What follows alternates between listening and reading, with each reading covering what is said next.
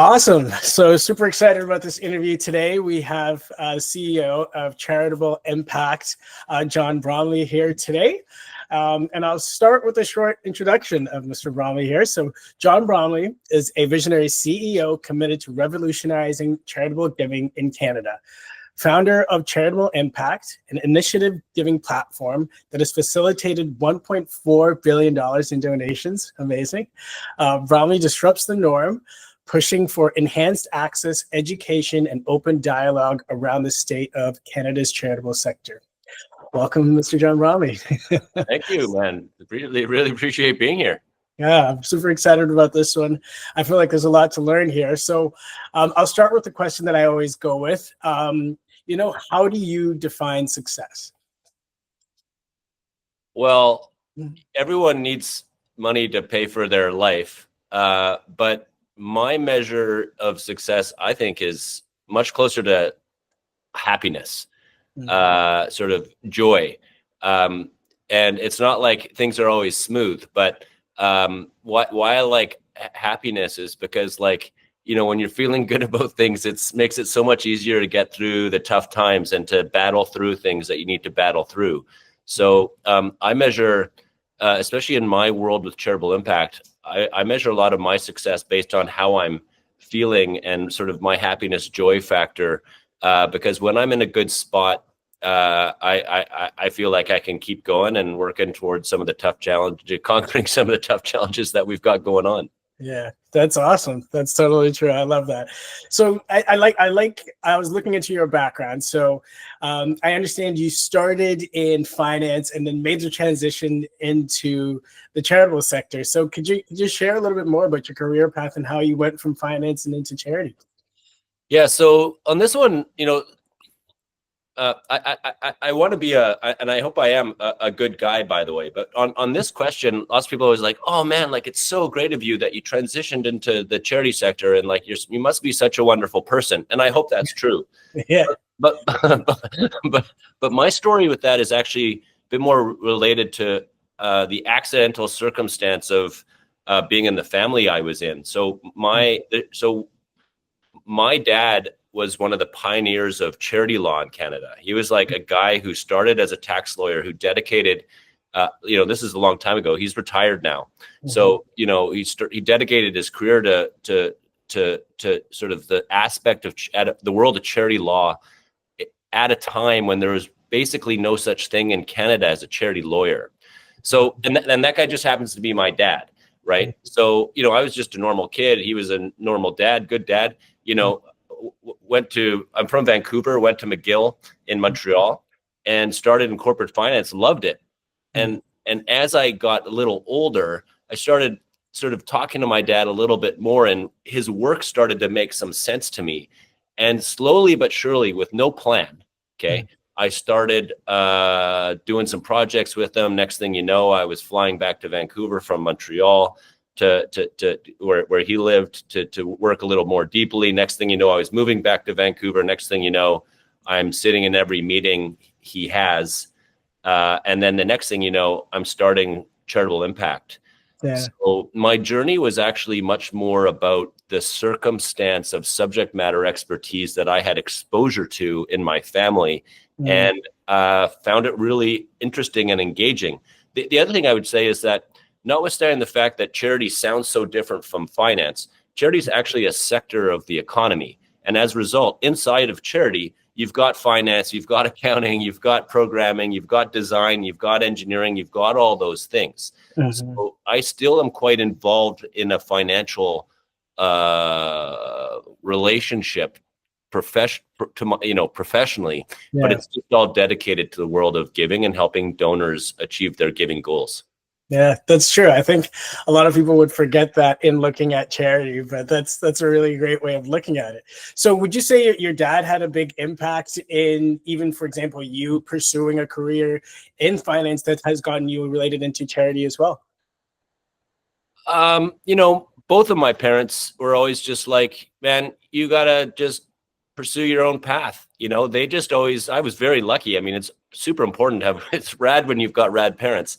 Yeah. There was no discussion at home about you know, my mom was a nurse. My dad was a lawyer. There was no discussion about being a lawyer or being a nurse. It was all about just like, you know, trying to become who, you know, the path that you choose makes you become, and having confidence in that world. And so my parents are much more helpful in sort of helping me make decisions along the pathway, but they weren't super biased about like, you know, go this way because you can be more like mom, or you can be more like dad. You know, having said that though, here I am, you know, here I am, a guy who would have never gotten into my entrepreneurial world if I hadn't ultimately chosen the path that, you know, I could have only taken because my dad was also on that path. Right. Yeah. So, Exactly. so yeah, I mean, very, very influential, but not in the way of like, hey, you should do this. More in the way of like, it's kind of like sucked me in maybe because exactly. forcing me. Yeah. So what gave you, I mean, like definitely going into that entrepreneurial route, you know, what were some things that helped you make that decision to start a business like Charitable Impact and, you know, gave you the confidence to continue to go? Well, the short answer is mission. Because growing up, I never really thought about becoming an entrepreneur. I actually didn't even really have substantive interest in sort of business or economy until I got to university and, you know, just got into commerce. I mean, what's cool and important about that, if, you know, you're listening and you're younger, you're thinking about career changes, just, you know, sometimes the wind pushes you in a certain direction. You don't always know what's going to come from it. And if you follow it, you know, you can end up, you know, in a good place. I mean, I was bad at math in high school, and yet I went to one of the most sort of quantitative maths commerce schools in the country, and, you know, got my butt kicked, to be frank. Anyway, so I never really wanted to be an entrepreneur. So my story of becoming an entrepreneur was like sitting around in meetings with my dad across all these important things related to the charity sector. And I could go into depth on that, but I won't right now. I learned this charity sector and the facilitation, particularly how you facilitate charity to happen. I learned that super, super well. And that's something that's difficult to learn. Like, you can't go to school for that, generally speaking. So with that knowledge, I started seeing the world a little differently, and I saw problems that needed solving and problems that I understood how to solve. And so the story of me becoming an entrepreneur was a little bit more like, if I don't do this, I'm not sure who's going to do this, but this needs to get done. And at the time, what that was, at least as it relates to Charitable Impact, was recognizing that there was nowhere for people to go to get objective, like neutral giving advice, right? Nowhere to go for people there's nowhere for people to go to get help with their giving, where they weren't getting sold on, you should give to this hospital, you should give to this university, you should give to this church, or you should give to whatever the charity is. And that's ultimately what Charitable Impact is. It's a fintech platform, but that's what powers the donor journey, where people can come in and be their own selves as a donor, pursue their own paths on causes that they focus on and what charities they ultimately choose. And Charitable Impact, myself included, is just there to support them in doing so. Yeah, that's awesome. I want to go back to that point that you made in terms of making that change. And for example, you face challenges like, you know, in math, for example, you know, when you do face challenges like that, you know, what helps you overcome, like, what are some of the challenges you faced as an entrepreneur, and how have you overcome them? You know, certainly getting over the hump of dealing with like the math equation. The word that comes to mind is persistence. Like, you know, the simple version of that is like not giving up. Look, I'm human, and I give up on things at times, but they're not things that I really care about. So, you know, so when I'm involved in something that I know I have to get done, like getting through linear algebra in order to get my college degree, you know, it's like, I'm going to do what I have to do to get through linear algebra. You know, late nights, long days in the library. You know, I wish we had Chat GPT then, because it probably could have taught me a little bit better. So I would just say persistence. And persistence, some people use the word grit, but persistence is like one of the most important traits for an entrepreneur to have. You got to be willing to go out there and fight, face the headwinds and stay involved, because if you tap out, the business is done. Yeah, that's totally true. I love that. And so I know that you've mentioned, obviously your parents played a role in this, but did you have any mentors along the way that helped you throughout your journey? Oh man, so many. Both sort of mentors that I've had sort of two types of mentors. I actually think there's two types of mentors. There's the sort of like the explicit and the implicit, like meaning like you're my mentor, that type of mentor. And then the like person who you just like sometimes look back on and go, holy crap, did I ever learn a lot from, hanging out and observing that person. So yeah, I would say I benefited a lot from people along the way who really helped me see things the way I actually needed to start seeing them, both with regard to attitude and character development, and also with regard to like literal knowledge. Yeah. So as I get older, mentorship's something that I have a lot of time for because it benefited me so much, and it's something that I definitely want to give back because I got so much out of it myself. Yeah, that's awesome. And did you have, or do you use any resources? I know you mentioned ChatGPT currently that help you certainly as a leader or in business or as an entrepreneur currently? I mean, what do you mean by resources? Give me some ideas. Yeah, is there any if any websites or any tools like an organizer that you may use that may help you as manage your day? Are you using a certain set of Google Sheets that helps you in terms of managing your team? Just anything that helps you do your job and helps you be the best you. Well, yeah, that's an interesting question actually, because I think there's sort of like the tactical side and but listening to you, actually, what comes to mind for me is I read a lot. And the funny story with that, I mean, back to struggling with math, is like I was never a good reader. I was slow, and it always pained me to read because I was just like, man, it takes me so long. And then I discovered about when I was about 27 or 28, I discovered like Audible and listening to books. And I don't know why it took me so long, man. But ever since then, because I always loved to learn, but I didn't like to read. So ever since then, I read at least, I mean, not a ton, but at least a book a month. Yeah. And, podcasts and things like that. So I would say that for me, the tools that I really truly benefit from are the thought leadership and knowledge of others, kind of like a mentor. And it's because, and I think it's because,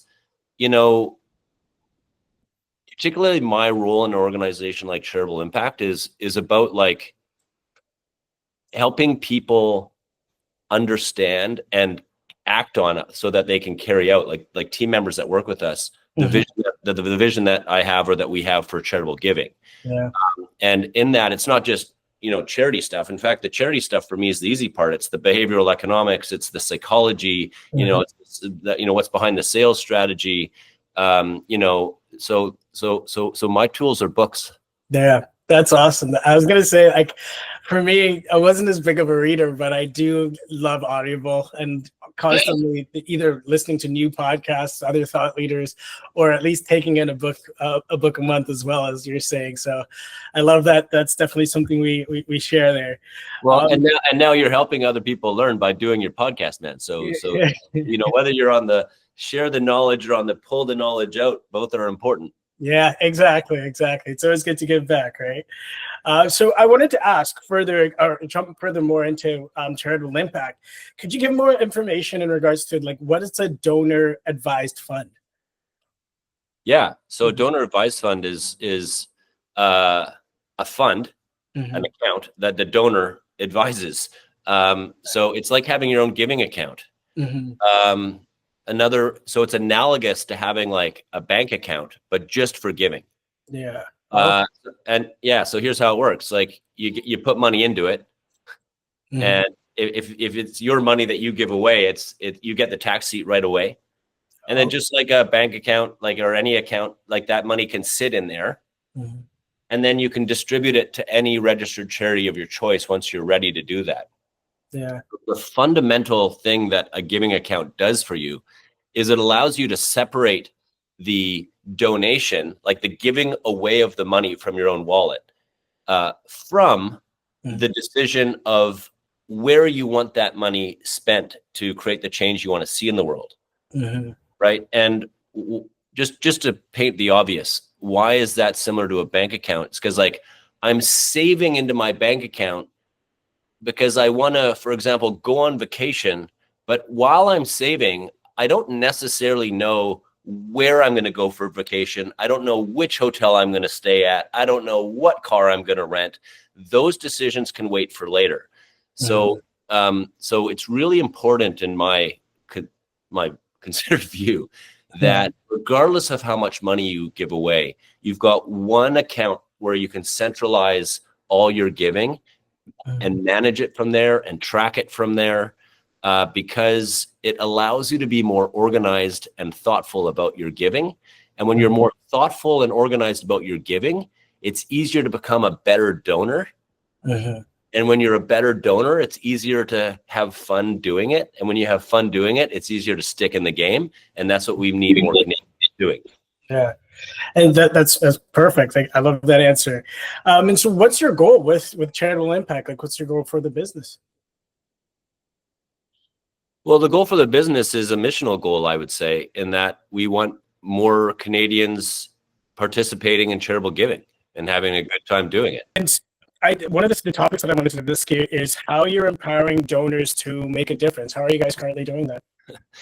I would say the primary, there's two things we do. We provide them with the tools they need, and then we give them the support that they may want if they ask for it, right? And the reason we focus on doing that is because it's so important that if you're going to stick with giving, that you really use your own agency. You use your own person and what you want to achieve in the world to be the kind of power, the heart and the mind behind your giving, right? So, I mean, it needs to be intrinsically driven, saying it a bit more academically. So that's why we give people the tools and the support. Is instead of, for example, coming from a fundraising perspective and saying, oh, hey, here's one really good charity out of, the 85,000 charities in the country. Here's the one that we want you to give to. Rather, we give you the tools, not unlike a bank that says, hey, like, you can use your money the way you want to use your money. That's up to you. Create your own pathway. And if you need support along the way, like at the bank, you come along, you go, oh, I want a mortgage, and because I want to buy a house, then there's people there who can help you with that specific problem. We provide those types of supports at Charitable Impact as well. Yeah. Awesome. Something that we wanted to discuss I want to discuss with you is, why do you think people these days are less generous? What do you think has impacted Canadians or is stopping them from being less generous these days? Yeah. I love that question. My answer is because there's nowhere really to learn about giving. Yeah. So I don't actually think, if I were to quibble with your question, I love your question, but if I were going to quibble with the words, I would say I actually don't think Canadians are becoming less generous. Like, I think generosity in society is still plentiful, or maybe even abundant. But what's not happening is Canadians are not participating in charitable giving at the levels they used to. There's a very consistent decline in the number of Canadians who are participating in charitable giving, which means giving to charities. And there's also a decline in the amount of money, for example, as a percentage of income that they're contributing. And I think that's because there's nowhere really for them to learn. And what I mean by that is, like, if you have this nature of generosity, like I believe all humans are born with, what happens if it's not nurtured? Right? Yeah. So it's like, you know, you birth a kid and they're athletic by nature, but if you don't like let them kind of try soccer and play hockey and play basketball and try gymnastics and go on hikes, like, you know, they're not going to become an athlete. Yeah. Exactly. So I actually think it's an exposure thing. It's a modeling thing, and it's a lack of experience thing. Because there are still lots of pockets in Canada where giving thrives. By Yeah. way of example, religious communities in Canada give 4 times more than non-religious communities. True. Yeah. Right. Without getting too deeply into that, why it's because they do learn about giving. You know, it's in their holy books, it's modeled in the community, and they're kind of asked to experience it themselves. And they go, hey, this is kind of a cool thing to do. It makes me feel good about myself. So I want to keep doing it. Yeah, exactly. Is that something that you're teaching the people you work with through Charitable Impact, is the importance of giving, or at least starting or enrolling your communities and people into learning about giving? We are starting to do more of that today. To be frank, when we started Charitable Impact, we focused it a lot more on people who we already knew were giving. Yeah. Because you got to, for all the business reasons of like, you know, get traction, understand your product, understand how people understand your product, et cetera, et cetera. But as we have matured a bit, the goal really is our mission is to increase access to, increase participation in, and the benefit people feel from giving. So as we sort of mature, we're getting much more focused on ideas that we think can pull people in to start participating in giving, and as a result of participating, actually learning something about it. I'll give you an example, and it's not like, and we're not going to become fundraisers. Like, that's one of the things we don't do at Charitable Impact. We don't like sell charities to donors. We pull them in other ways. And so one thing that we're going to do in 2025, or that we're going to release in 25 that we're working on today, is a charitable allowance concept. Yeah. So, hey, go out to people with kids in their life they care about, like parents, for example, and say, you want your kid to learn about social responsibility, you know, to develop empathy, you know, to learn some financial literacy also, while learning to give back, you know, give them a charitable allowance. Like, how that works is put money into your own account as the parent, and then transfer them like I give my kids $10 a month. Yeah. Oh, that's awesome. And they got to go into their own account and figure out whether they're going to hold on to it a little longer or whether they're going to give it away. And if they're going to give it away, what charity they're going to give it to and why. Yeah. That's awesome. And can you tell us where we can get more information, how we can connect with Charitable Impact? Like, what's the best ways to find you guys? And would definitely love to do a promo of this, especially around, you know, the holiday season for Charitable Impact. Yeah, well, yeah, I mean, charitableimpact.com. You can find us online, and we're on, you know, all the social medias at We Are Charitable. Okay. And, you know, we've got a phone number. You can find that on our website. And you know, a joke about that, because it's 2024, and like, I don't know if kids know what like the actual phone is. They know what we call a phone, but this is like handheld computer. But I say that because, like, you know, there's real humans that work at Charitable Impact that you can call, you can get a hold of, and, you know, ask questions about Charitable Impact, or ask questions about charity sector and anything you want. I mean, really, we've got a great team who's there to just help you get engaged with giving. Yeah. Awesome. So we got a couple more questions here. So I wanted to say, I watched your TED Talk. It was fantastic.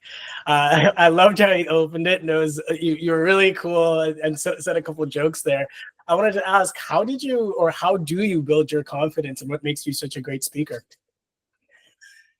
Oh man, you know, when I was I'm actually telling my kids this story right now because they're 12 and 13 years old. When I was in high school, I could barely stand in front of the class and give them a book report.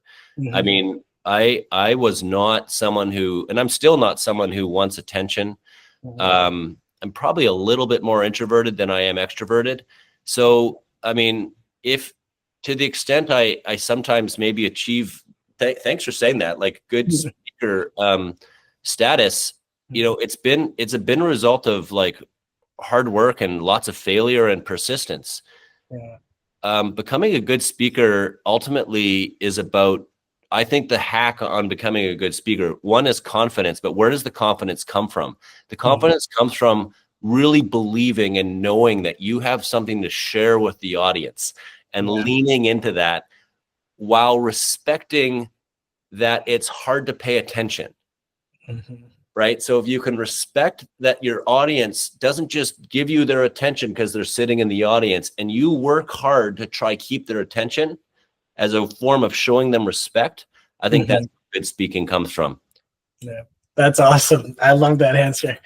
And finally, what are you most proud of? Oh man. I mean, this is to be super cheesy, but also like stereotypical and everything. Like now that I'm a parent, like I'm very proud of my kids. I mean, I'm like annoyed by them all the time and stuff, especially with screens. But like, you know, you're proud of your kids. And one of the reasons I think you get proud of your kids is because like, you know, that there's pressure on you, on the parent, there's, you know, to really help them develop into the type of person that you can continue to be proud of them for in the future. Now, where that's bringing that into the giving world for a second, you know, I want more Canadians to kind of be to become proud of the legacy they leave. And by legacy, I'm not talking like, you know, some big legacy, and I'm not talking about you need to have a lot of money to have legacy. I'm talking about to have legacy, you need to use your time and your talent and your money to leave a mark in the world, and a positive mark on the things you care about. You know, you care about coaching soccer, you care about helping kids learn how to read. You grew up, you know, poor yourself. You want to make sure kids don't go to school hungry. So that type of pride of parenthood, you know, I want to see people translate into their giving life and being like, you know, it's important to be proud of your kids, but what about, are you proud of yourself? Are you proud of yourself? And one way to become more proud of yourself is to go, you know what, I have a lot of meaning and intention. I have a lot of meaning to bring. I have a lot of purpose to bring. There's things that I can help do. So what I hope to become proud of in the future, as hopefully Charitable Impact continues to succeed, is that we sort of develop this like pride that relates to benevolence, like the pride people feel, not because they drive a fancy car. If you drive a fancy car, that's cool, that's fine. But the pride they feel knowing like, hey, like my life really had meaning here. And they look back and they go, look at some of that cool stuff I contributed to. Yeah. And that's what we want Charitable Impact to be, their tool to help them achieve. Yeah. That's awesome. Well, thank you so much. This was great speaking with you today, John. And I love how that ended. That was a solid end note to end on. Did you have anything else you wanted to add before we jump off? No, man, Carl, like, thanks for doing what you do. I love the questions, love the demeanor. Keep up the good work. I enjoyed listening to a bunch of your podcasts before you invited me on today, and I appreciate your time and that of your listeners. Awesome. Thank you so much, John. Take care. Have a great one. Bye. Take care. Bye.